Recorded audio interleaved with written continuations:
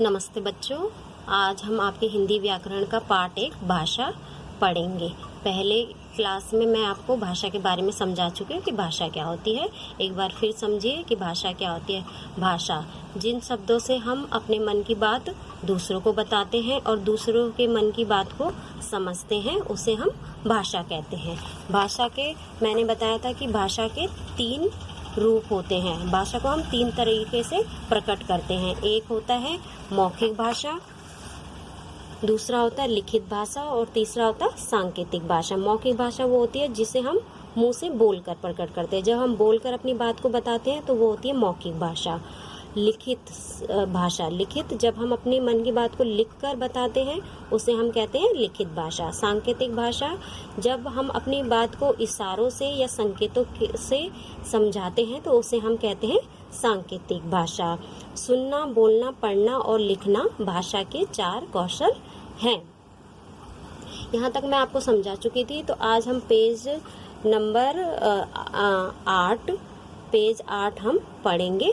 तो अब देखिए कि भाषा के 3 रूप होते हैं, ये आप समझ ही गए हैं। मौखिक भाषा क्या है, लिखित क्या है और सांकेतिक भाषा क्या है। और भाषा के 4 कौशल हैं, सुनना, बोलना, पढ़ना और लिखना।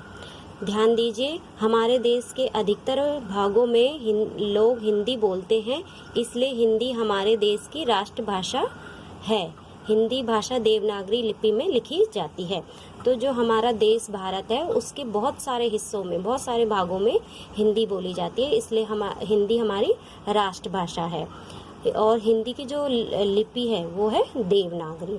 लिपि का शाब्दिक अर्थ होता है लिखित या चित्रित करना। अब लिपि क्या होती है? लिपि का शाब्दिक अर्थ क्या है?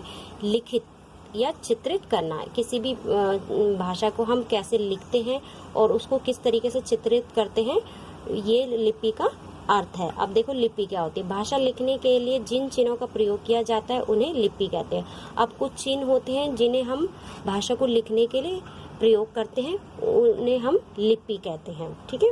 प्रत्येक भाषा की अपनी अलग लिपि होती है। हर एक भाषा की अपनी अलग लिपि है। व्याकरण, अब देखिए व्याकरण क्या होता है।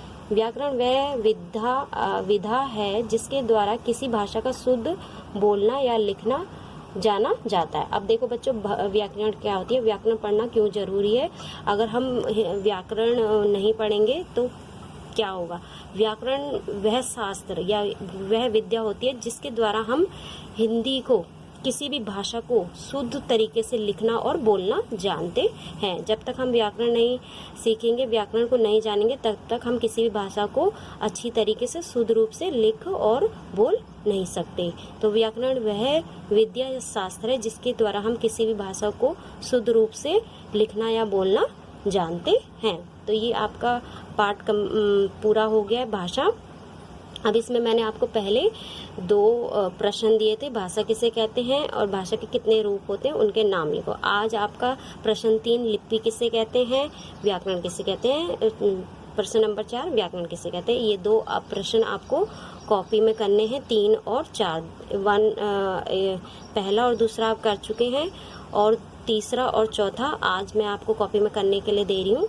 उसे आप ध्यान से अपनी कॉपी में लिखेंगे। धन्यवाद।